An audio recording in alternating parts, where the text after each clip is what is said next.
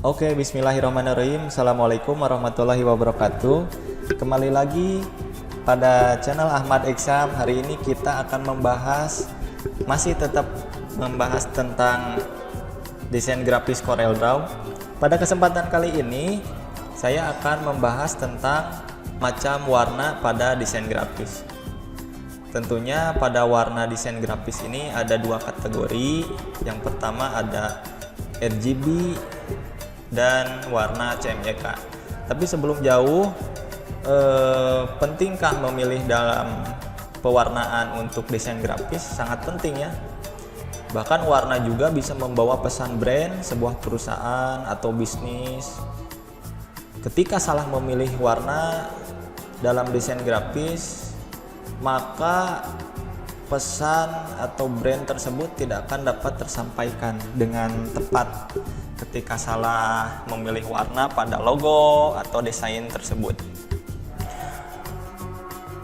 Kemudian mengapa memilih warna? Karena warna bisa mempengaruhi persepsi orang saat melihatnya. Contoh, ketika kita melihat warna biru terkesan elegan. Kemudian ketika kita melihat warna merah itu terkesan lebih bersemangat dan lain sebagainya. Kemudian fungsinya seperti apa sih warna itu pada desain grafis? Yang paling mencolok pertama yaitu bisa dikenal lebih luas gitu ya. Kemudian bagaimana cara memilih warna pada desain grafis yang tepat gitu ya. Pertama, kita harus tahu terlebih dahulu cara menentukan personal dari merek itu atau dari logo itu atau dari desain yang akan kita buat. Pertama, coba kenali lebih dalam kita mau buat apa. Mau buat poster, mau buat logo, mau buat spanduk, mau buat banner. Yang kedua yaitu cari tahu targetnya. Kita buat desain grafis itu untuk siapa dan untuk di mana, begitu ya. Contoh, kita buat poster untuk ditempel atau ditempatkan di masyarakat umum atau di lingkungan sekolah atau di lingkungan apapun. Kita harus cari tahu dulu target yang akan kita sampaikan, visualisasi yang ada pada desain grafis tersebut. Ketika desain grafis tersebut kita buat poster misalkan atau spanduk, itu untuk usia berapa, misalkan dari segi usia, dari segi lingkungan dan yang lainnya. Kemudian ketahui juga tren dalam desain grafis, ini sangat penting ya. Tren desain grafis itu tiap tahunnya bisa berbeda-beda gitu kan. Semakin kesini, semakin tahun, maka hasil desain yang lebih up to date, terlihat lebih bagus, menarik, bahkan lebih simple dan terlihat elegan begitu. Kemudian cari tahu juga warna yang tepat dalam membuat desain tersebut.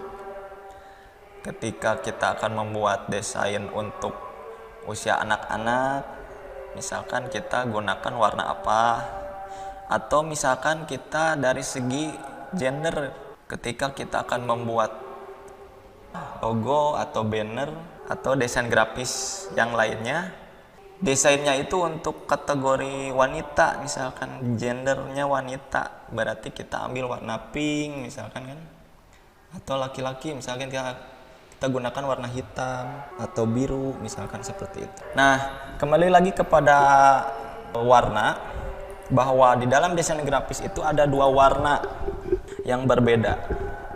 Pertama, ada warna yang namanya CMYK.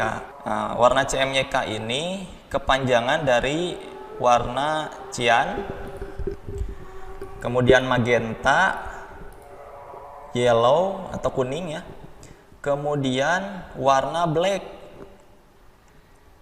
atau key color.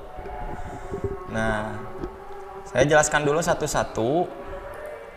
Jadi cyan ini, magenta, yellow, dan black adalah warna-warna yang dihasilkan dari warna ini ya, mohon maaf kebalik. Nah, warna yang berasal dari pigmen atau warna yang subtraktif adalah warna yang berasal dari pigmen. Contohnya bahannya tinta, biasanya dipakai untuk percetakan, printer. Nah, itu digunakan teknik pewarnaan CMYK. Kemudian ada juga yang namanya RGB. RGB ini gabungan antara warna merah, warna hijau, dan warna biru.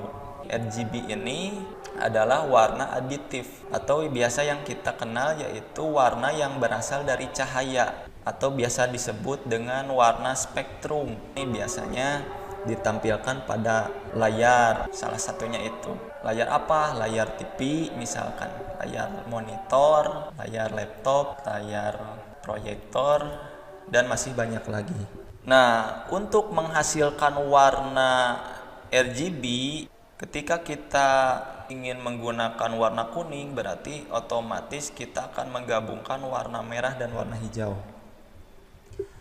Kita contohkan lagi, ketika kita mau menggunakan warna magenta, kita gabungkan antara warna merah dan warna biru seperti itu.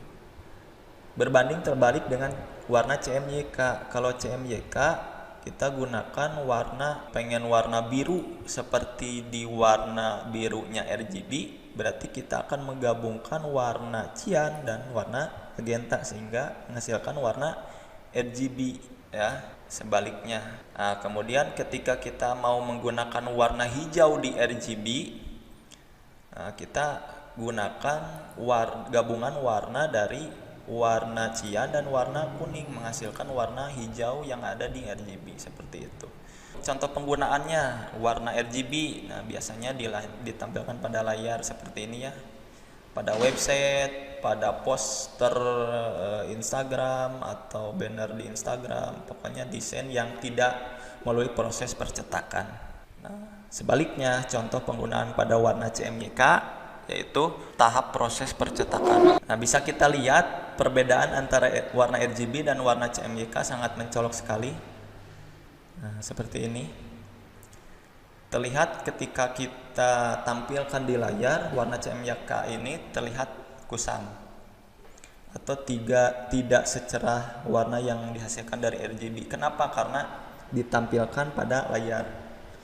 Ketika warna CMYK ini melalui tahap proses percetakan, maka hasilnya akan sama. Nah, seperti ini. Ini terlihat kusam kalau di layar. Nah, maka dari itu bedanya apa? Pertama, bedanya yang paling mencolok adalah fungsinya. Jadi RGB ini dengan CMYK berbeda fungsi. Kalau RGB ya digunakan untuk monitor, layar, dan sebagainya. Kalau CMYK itu digunakan untuk teknik percetakan. Maka dari itu, ketika kita akan membuat desain grafis itu kita ketahui dulu untuk apa dan di mana. Apakah desain grafis ini yang kita buat akan ditampilkan di layar saja atau dicetak. Makanya jangan sampai salah. Ketika kita buat desain grafis, kita harus ketahui dulu. Jangan sampai salah untuk membuat desain itu. Kalau terjadi kesalahan, misalkan seperti ini. Kita buat desain poster kemudian tidak dicetak atau kemudian dicetak. Ya. Sehingga maka dihasilkan warna yang kusam, terlihat kusam seperti yang tadi dijelaskan.